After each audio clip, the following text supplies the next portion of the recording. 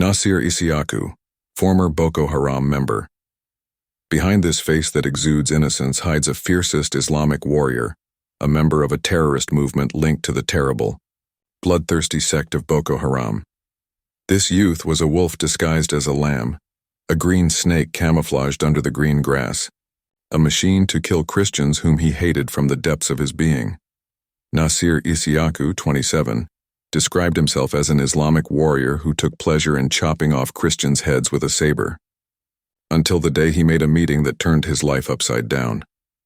From an executioner, he became a victim. From a hunter of Christians, he became the prey to be flushed out and slaughtered.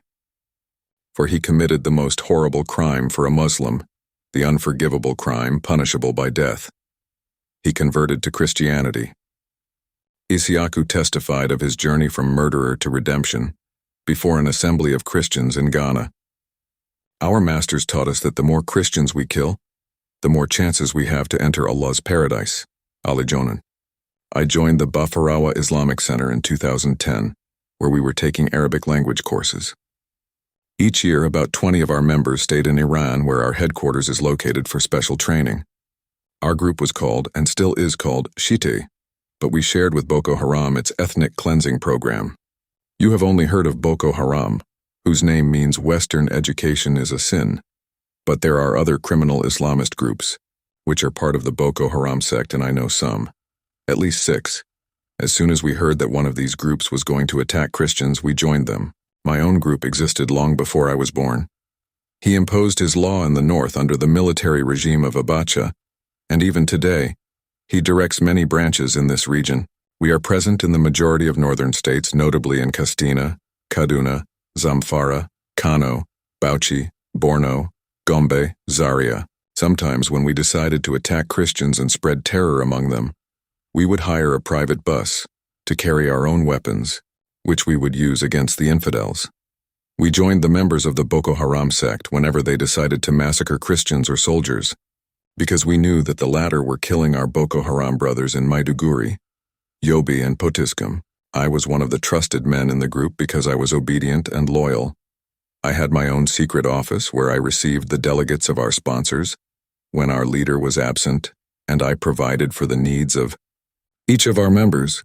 This is the reason why I could not participate in all the attacks against Christians and the military. Our leaders prepared us psychologically by brainwashing us, in order to prepare us to fight the Christians because they were the enemies of Allah. The more Christians we killed, the greater our chance of entering Allah's paradise. Most of our training took place at night around 10 p.m. and took place in the grove surrounding the Islamic school. Some forms of training were rather unusual. We were drinking special water, which some would call spiritual water, because it was not ordinary water. We also had strange visitors who looked nothing like human beings. They manifested themselves in bizarre ways. Our leaders asked us to recite certain passages of the Quran to make these visitors appear. Today I realize that these practices were evil. They could appear in 3 or 4. They looked like humans but weren't. They fortified us with charms and prepared us for our task. They asked us to be strong and to fight.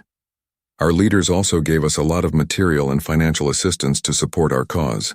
They were carrying large amounts of money in a pickup and asking us to buy weapons. Many of our suppliers came from headquarters in the region.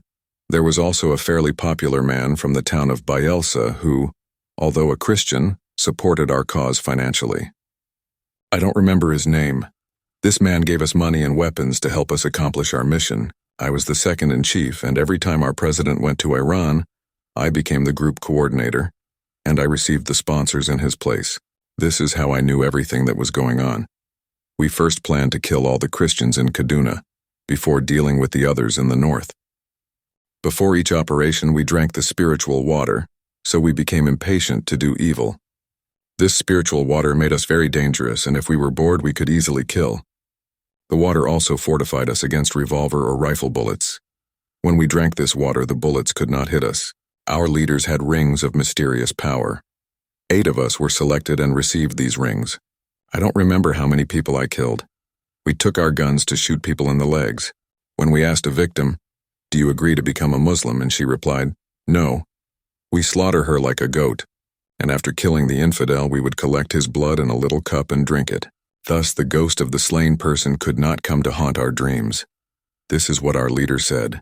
And indeed, when we had tasted the victim's blood, we did not see her in our dreams. Sometimes when we didn't feel like drinking the blood, we would dip our fingers into the cup and mouth it. And that was enough to keep the ghost from coming to haunt our dreams. We murdered Christians because we thought we could enter Allah's paradise after death. Our leaders read to us a passage from the Quran which seemed to justify our criminal actions. "O you believers, do not take your enemies for friends." The believers referred to us, we Muslims, and the enemies were Christians. We have many chefs and sponsors. They are wealthy Nigerians, they work in government, and some were Nigerian leaders. If I told you their names, you would think I was lying. There are governors, senators who strongly support us. Some are part of our group. We often invite them during the graduation ceremony for students. Some days we would go to town to preach and attract new members. We wore a red cap, a white t-shirt, and heels. When we wore a black cap, it meant we weren't going to fight. Our movement had infiltrated the Nigerian forces. We have members in the police and in the military. These brothers helped us enormously when we decided to fight Christians, but we are very secretive. My blood brother, who was not a cult member, did not know that I was. I did not speak about my involvement in the sect to my relatives, because they did not share our ideas about Christians. My father loved me very much because he didn't suspect a thing. When we attended school in Chachangi, a small school in my neighborhood, the Islamic instructors drummed in our ears that we had to tighten our belts to fight Christians. They gave us instructions to always be armed, either with a knife or with a weapon. They also advised us to have a permit to carry a weapon. My territory in Kaduna was Toromada. It is a haven for many Islamic terrorists in Nigeria. Before I joined the Shiite school, I took part in many attacks against Christians, during which we massacred many people. Christians in Sokoto are more vulnerable to attacks from our people because they are within our reach. But they are also lucky, so to speak, because a prominent Islamic cleric often advocates on their behalf. We know of many places in Sokoto where Christians live, but out of respect to our imam, we keep them alive. Boko Haram men are training in Afghanistan. I don't know if you've heard of the Taliban. Those clerics who sacrifice their lives in suicide bombings, well, they're the ones who train members of Boko Haram. About 60 men regularly go to Afghanistan, where they learn how to carry out suicide bombings, make their own bombs, fight, etc. They also provide them with sophisticated weapons. Since I gave my life to Christ, I have been threatened many times by the sect. One Thursday evening in Sokoto, I had to go to a vigil with my friend Mathieu, my roommate. But since I was tired, I decided to stay home. During the night, I heard a knock on the door. The voice that called me out sounded like Mathieu's. She asked me to open the door. The man spoke in Hausa and insisted that I open the door, but something stopped me. My heart was pounding very hard, and I suddenly realized that it could be an imposter, come to attack me. But I could not pray, just mumble, "By the fire of the Holy Spirit." I repeated these words several times until the stranger disappears. And then I heard a dog barking somewhere in the night, and when my friend Mathieu came back from the church and asked that I open the door for him, I became hysterical with him. Because I was suspicious of everyone, I asked him to explain himself about his previous visit, but he replied that it was not him. I didn't believe it.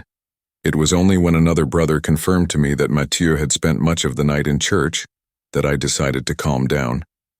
I could have killed Mathieu. Before this attempted assault, I hardly ever went out. I couldn't do it anyway because I was wanted by the cult members. After this incident, the pastor decided to take me to his village.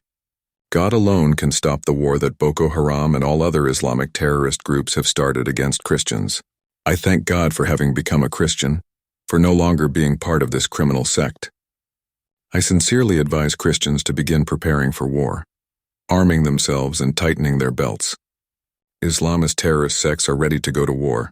For me, all the Christians in Nigeria are going to die. Moreover, I see them all already dead. Given the level of preparation of the sects and their determination to go to the end, namely the extermination of all the Christians in Nigeria, it was on March 6th that I had a meeting that would transform my life. We went out for our sermons on Fridays and Saturdays. I had just come home and was about to do my ablution for the evening prayers when the incredible happened. I saw a man in front of me in a shining white coat. I got scared, the small container of water fell to the floor, and I ran out of the office. My comrades asked me what was going on. I described to them what I saw, but they replied that they had not seen any stranger. I then returned to where he had appeared, but the man in white was no longer there. That night when I fell asleep, the strange man dressed in white visited me again. He was holding a stick. Frightened, I started to scream. My friends ran to me and I told them about my nightmare. The chief told me that this man in white must be the devil, and he took me to see a mighty Malam, a Quranic scholar, in Gombe, who made some prayers to drive out the evil stranger dressed in white. After the prayers, the Malam assured me that nothing could happen to me, and that I could return to base. But the next night, the same man in white appeared to me again and said, "God has chosen you." He repeated it 3 times. Again, I woke up with a start and my screams alarmed my friends. But this time I lied to them, telling them it was nothing. The next morning, I went to a hairdresser friend. After he finished cutting my hair, I told him about my meeting with this strange man in white. The hairdresser confessed to me that he was a Christian, and then told me that this man in white must be Jesus, and that he was calling me to him. I answered him. But why me? He then asked me if I was ready to give my life to Christ and to serve God, and I immediately answered yes. I myself was surprised at my answer. Since my conversion, I have become a different man. I feel like I took a bath that purified me of all my impurities. Before this experience, I walked the streets like a man stricken with madness. Since then, I have found inner peace. I'm off drugs and I feel good. It is not easy to leave the sect, as we were undergoing terrible devilish initiations that hardened us. It is only after being touched by the grace of God that we can detach ourselves from this satanic group. When I was still part of the group, a very important member of Boko Haram, a certain Shuaib left the sect. I was among those who personally vowed to skin him alive if we ever met him.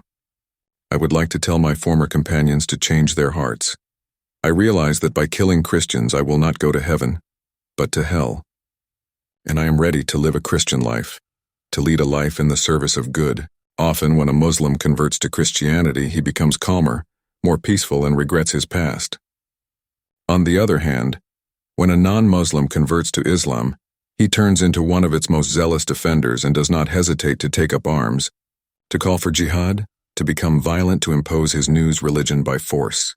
This raw testimony is that of a former Islamist terrorist, transformed into a killing machine by religious of the religion of peace, love, and tolerance. No difference between these techniques of psychological conditioning, of annihilation of any particle of humanity, of destruction of any notion of good and evil, with those used by the communists and the Nazis.